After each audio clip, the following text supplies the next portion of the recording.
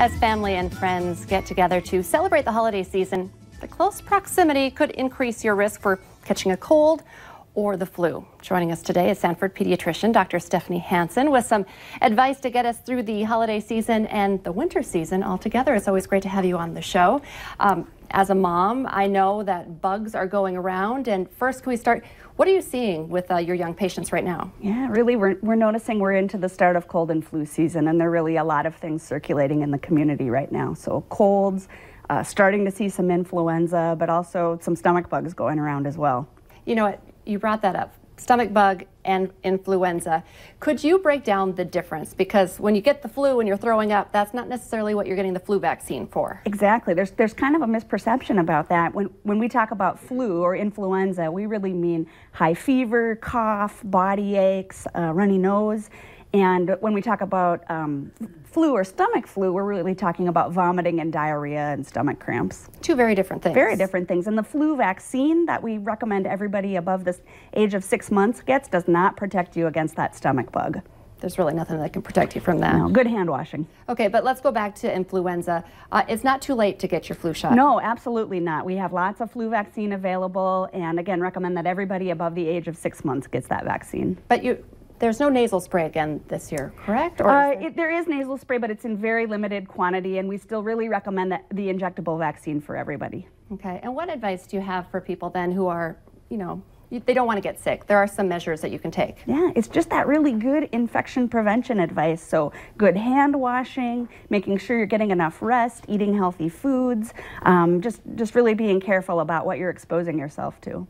And talk a little bit about when parents should know if they should bring in their kids, because you said you're starting to see more colds, and it's easy to see your kids sniffling and suffering and rush them in, and then the doctor says they spiral. Yeah, so I think if your child's having any difficulty breathing, if they're trouble taking enough liquids in, or if they've got a fever that lasts longer than 3 days, I think those would be some rough guidelines about. How about when we're talking about the stomach bug? I mean, if your child is throwing up, you do have some concerns sometimes about dehydration. Yeah, if they're not able to take and keep down fluids, or if you're worried about their urine output, not having as many wet diapers, I think those would be reasons to come in too. And we mentioned it as we went in to visit with you. I mean, the classrooms all the time, all the kids are sharing bugs, but now we're having more family and people coming from different areas. Do you see an increase when people are bringing stuff from different regions? Absolutely, and the holidays is the perfect time for families to gather together and have fun, but it does increase your risk of infection. How important as well before you go sleep this time of the year? Yeah. All of us are up later than we should, and there's so much excitement, but that can really affect children staying healthy as well, right? Yeah, I mean, I think sticking to a regular bedtime routine, making sure your kids are getting the rest that they need, that's a great way to prevent infection also. What else are you seeing in the clinics with your young patients right now? I'm seeing a little bit of strep throat going around. I think that's always prevalent. And then just, some really bad viral illnesses where kids have bad cough and feel crummy.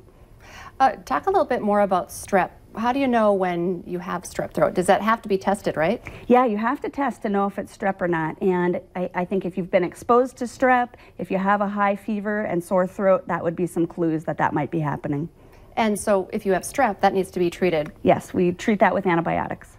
What can you do when kids just have these really cruddy colds like you mentioned?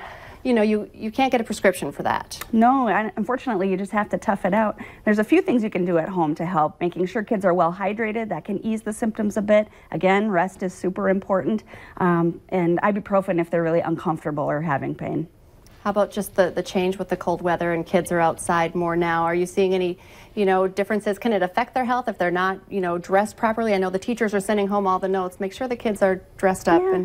I think that's more about comfort and making sure that kids have access to good physical activity. They need to feel warm and be comfortable to be able to play outside. All right. Well, just give your kids some extra love and cuddles, and hopefully they can get through this cold and flu season, and talk to your doctor about getting that flu shot. Absolutely. Thank you so much, Dr. Hansen, for coming in.